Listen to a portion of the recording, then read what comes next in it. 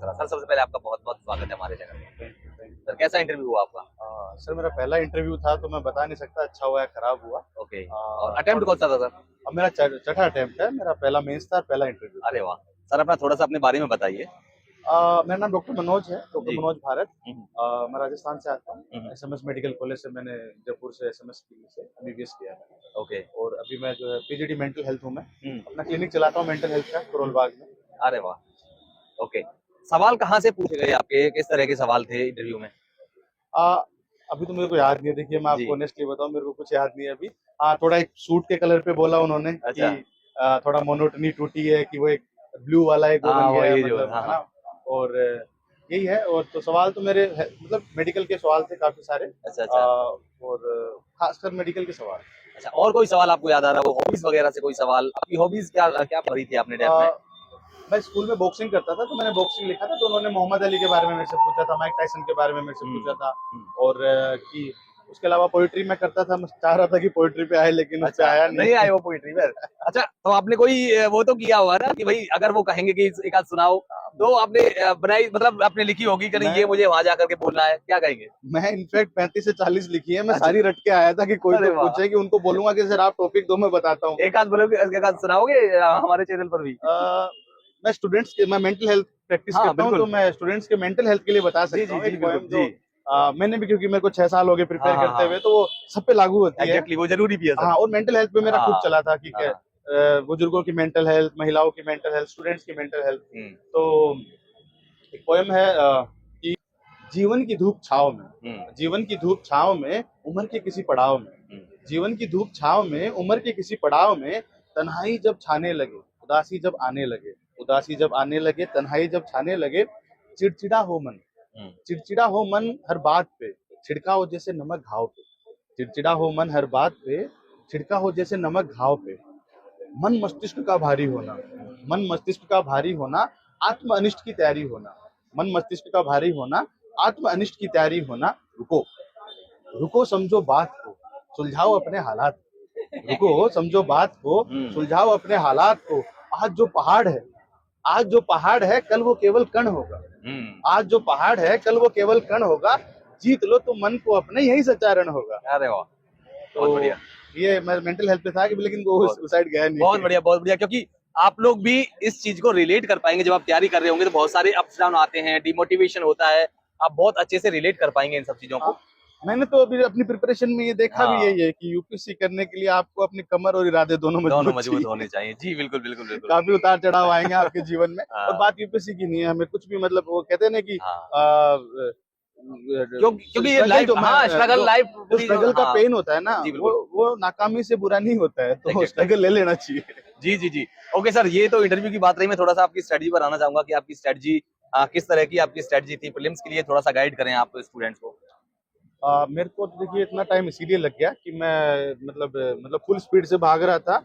जाना मेरे को गोवा की साइड था और मैं जा मनाली की तरफ रहा था, तो ना फुल अपनी स्पीड का और मुझे ध्यान लग रहा है यही ज्यादातर गलतियां करते हैं क्या बच्चे? हाँ, यही गलती करते हैं कि वो बहुत जोश में होते हैं, बहुत हाँ स्पीड से भाग रहे होते हैं कि आईएएस बनना, आईएएस बनना, आईएएस बनना, और कहीं ना कहीं स्ट्रेटेजी पे गड़बड़ कर देते हैं। एग्जैक्टली। और कुछ काफी बच्चों को क्लियर भी नहीं होता कि क्या करना है, क्यों क्या? करना है। एक ट्रेंड मैंने देखा कि ट्रेंड चल गया है कि मतलब किसी ने कह दिया यार तुम में वो बात है, तुम कर लो। तो पहले हमने अपने आप को सुलझाना पड़ेगा पहले कि यार मैं क्या चाहता हूँ और क्या मैं इसके लिए प्रिपेयर्ड हूँ। क्योंकि आपको मेंटली चीज के लिए प्रिपेयर होना होगा कि आप बच्चे हो, मैं भी मतलब 20-22 साल की उम्र में जब सपना देखते हैं या कभी भी देखते हैं, तो बहुत उतार चढ़ाव आएंगे जिनके लिए हम प्रिपेयर्ड भी नहीं है। फाइनेंशियल आएंगे, पर्सनल लाइफ में आएंगे, फैमिली में आएंगे।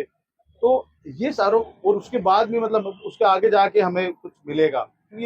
ये मैंने जो देखा है, देखिए कि इस प्रिपरेशन के अंदर ये पढ़ाई का खेल नहीं है, ये खेल है ना आपकी मेंटल रेजिलियंस का। ये कि कल को आपको जिला देंगे।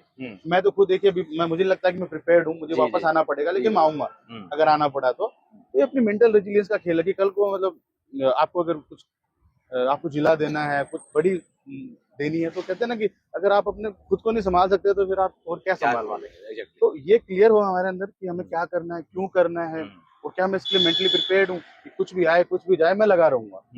तो ये मेरी स्ट्रेटेजी। देखिए मैं पढ़ाई की इतनी स्ट्रेटेजी की बात करूंगा, जी बिल्कुल बिल्कुल। पढ़ाई आज के हाँ टाइम पे इतनी अवेलेबल है, जी, इतनी एग्जैक्टली। इतने सोर्सेज अवेलेबल जी हैं। जी जी। मैं अलग से बता के कुछ वो नहीं कहूंगा कि मैंने सब्जेक्ट का ये पढ़ा, हाँ उस जी सब्जेक्ट का बिल्कुल वो बिल्कुल पढ़ा। बिल्कुल बिल्कुल। ये है। और देखिए मतलब इस पूरे प्रिपरेशन में, हालांकि मेरे पिछले 2 अटेम्प्ट सीरियस अटेम्प्ट, उससे पहले डॉक्टर्स में होता है कि पीजी करें कि आईएएस करें, उसमें 2-3 अटेम्प्ट खराब हो जाता है।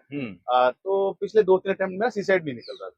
अच्छा। और सीसेट मेरे को लगता था कि मैथ का गेम है, इसलिए मुझसे नहीं निकल रहा। जी बिल्कुल। लेकिन फिर अगेन वही चीज है कि आपको कामनेस, आपको फोकस, वो 2 घंटे में आप अपने आप को मैनेज कैसे करते हो। सीसेट उसका खेल है। मेरे को जब समझ में आया तब मेरा इस बार निकला फिर कि यार उसका सीसेट उसका क्या खेल किया है। आपने सीसेट के लिए? सर मेरे को ना सीसेट में मार्क्स नहीं मिल रहे थे। हाँ। मेरे को एक होता है ना, अपने ना इंटेलिजेंस पे इंसान को घमंड हो जाता है कि मैंने तो ये कंपटीशन पार किया, मैंने वो कंपटीशन पार किया, मैं तो कर लूंगा, मैं तो कर ही लूंगा। तो अगर हम किसी चीज को इज्जत नहीं देते ना, तो हमारी बेइज्जती कर देता है वो। जी बिल्कुल बिल्कुल। तो मेरे ये था कि फिर जब मेरे को फोबिया हुआ कि 2 साल सीसेट से, और मैं बहुत ही मतलब मार्जिन से गया, मैं तो जीएस क्लियर कर ले रहा था और सीसेट मार्जिन से रह जा रहा था ऐसे। तो फिर मैंने बैठ के स्ट्रेटेजी बनाई कि मेरा हो क्यों नहीं रहा। और फिर मैंने डिसाइड किया कि मैथ नहीं करूंगा। मैथ नहीं हो रही है, मैं मैथ नहीं नहीं करूंगा। करूँगा, सही बात। है ना, मैं मैथ करूंगा ही नहीं। मेरे रीजनिंग और कॉम्प्रिहेंशन है 20 उधर। क्वेश्चन हटा दो, मैं 60 में से जुगाड़ कर लूंगा। तो फिर मैंने स्ट्रेटेजी बनाई और विद इन 10 डेज मेरा स्कोर डबल हो गया था जब मैंने ये किया, क्योंकि मैं मैथ को वो चैलेंज ले रहा था। और यही तो देखना है कि क्या छोड़ना है लाइफ में, क्या पकड़ना है। ये मुझे लगा यूपीएससी के लिए सबसे जरूरी है कि पढ़ने के अलावा ये देखना कि हमें क्या नहीं पढ़ना है, क्या नहीं पढ़ना, और वो लाइफ में भी वो इम्प्लीमेंट होता है कि मतलब क्या इम्पोर्टेंट है, क्या चाहिए, वो सब चीजें। जी बिल्कुल। तो फिर मैंने अपनी ऐसी स्ट्रेटेजी बनाई कि मेरा इंग्लिश का कॉम्प्रिहेंशन का अच्छा था और रीजनिंग का अच्छा था। जहां मुझे मैथ का सवाल दिखता था, परमुटेशन कॉम्बिनेशन जो होता है वो जहां दिखता था, मैं उस पर स्पाइली मारता था, आगे बढ़ जाता था कि इसको नहीं करूंगा। ये है वो जहाँ ब्रेक कर जो मुझे रोक रहा है। ओके। तो ऐसे करके सीसेट निकला। और उसके बाद मैं, क्योंकि 2 साल से सीसेट नहीं निकल रहा था, तो मेंस के लिए प्रिपेयर्ड था मोर और लेस। और मेरा मेंस के अंदर मेरा जो स्ट्रॉन्ग पार्ट जो मुझे लगता है वो ऐसे इथिक्स वगैरह सोसाइटी वाला वो है। तो टेक्निकल चीजें मुझे कम ही समझ में आती है, इकोनॉमी वगैरह, जीडीपी वगैरह, ये समझ में नहीं आती है। जी। तो मुझे लगता है कि मेंस ठीक होना चाहिए, और इंटरव्यू का मैं कुछ कह नहीं सकता। जी, मैं थोड़ा सा सर मेंस के बारे में और बताइए। आप स्ट्रेटजी के बारे में ही बताइए। उनको लिखना है वो तो अपने आप ही लिख ही लेंगे कि भाई इस तरह से, बस एक बार स्ट्रेटजी का पता लग जाए तब तो वो बच्चा लिख ही लेता है। तो आप बताइए थोड़ा सा मेंस की स्ट्रेटजी किस तरह से, आंसर राइटिंग है मेनली स्ट्रेटजी। देखिए सर, आप जब मेंस देते हैं तभी आपको समझ में आता है कि करना क्या है। उससे पहले आप क्या फैला रहे होते हैं इतना सारा। अभी जो समस्या है वो मतलब डेर्थ ऑफ रिसोर्सेज का समस्या नहीं है, रिसोर्सेज कम नहीं है, ज्यादा हो गए। तो हमें चूज करना है कि हमें एग्जैक्टली क्या उठाना है। दूसरी चीज ये है कि जो मैंने अपने उसमें मेंस में पाई कि ये देखिए, आईएएस का जो जॉब होगा ना, मेरे सीनियर्स ने बताया, ये मतलब आपको कोई साइंटिस्ट नहीं बनना है ना, आपको ना कोई बहुत अलग से चीज नहीं जनरलाइज करनी है जी। हाँ, आपको ना एक आपको चीजों का वो ड्राफ्ट तैयार करना है पूरे करियर में, ड्राफ्ट तैयार करना है, चीजों को छोटी करनी है, दिखने में, पढ़ने में अच्छी लगे, बोलने में अच्छी लगे, और कुछ इनोवेटिव आइडियाज आपको देने उसी में से जो एग्जिस्टिंग है। तो बहुत सारा पढ़ो और उसमें अपनी ड्राफ्ट तैयार कर लो। हर टॉपिक पे अपने ड्राफ्ट तैयार कर लो कि ऐसा आएगा तो मैं ये बोलूंगा, ऐसा आएगा तो मैं ये लिखूंगा। तो आप करते जाइए, हर टॉपिक पे, हर एक सब्जेक्ट पे अपना अपना जैसे भी स्ट्रेटेजी है।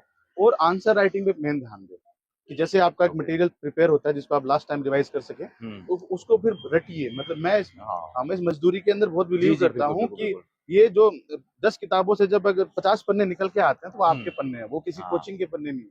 वो 50 पन्ने जो है ना, उनको फिर रगड़ो बार बार वो 50 पन्नों को 50 बार पढ़ो। फिर वो सबको, आपको कॉन्फिडेंस नहीं आएगा कि मतलब ये क्या, मतलब कंप्लीट है कि नहीं है। लेकिन वो 50 पन्ने आपने 10 किताबों से निकाल लिया, वो अपने आप में कंप्लीट है। उसका 20% भी आपको एग्जाम में याद आ गया तो बहुत है। मतलब जी सर, आपने बहुत ही अच्छी और बहुत ही नई चीजें बताई जो आज तक किसी भी मतलब कैंडिडेट ने नहीं बताई। थोड़ा सा मैं आपसे ये और जानना चाहूंगा, सवाल जनरल सा ही, कि क्या सेल्फ स्टडी से किया जा सकता है, क्या कोचिंग पर डिपेंड रहना कोई जरूरी नहीं है?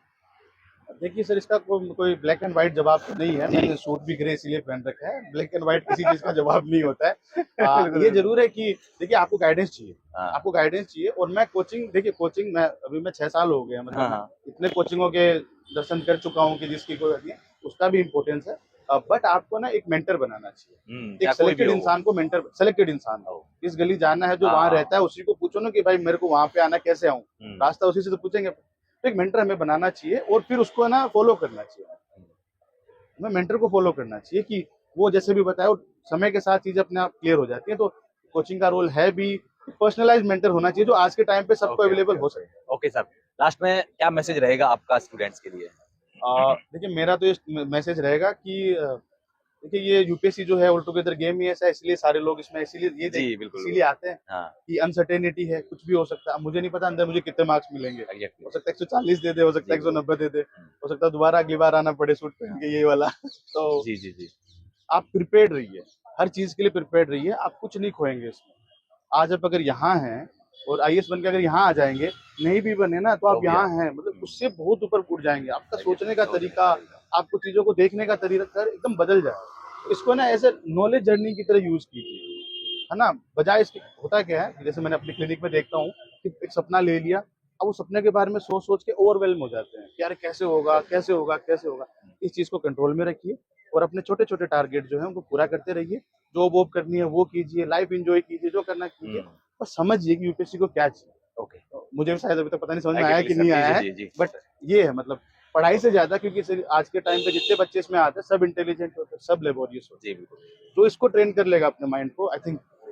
Okay sir, thank you so much, आपने टाइम दिया और उम्मीद करेंगे आपको दोबारा ना आना पड़े, इसी बार आपका सिलेक्शन हो जाए। Thank you so much. बिल्कुल सर, नहीं आना पड़ा तो भी अच्छा और आना पड़ा तो भी मैं तैयार हूँ। जी जी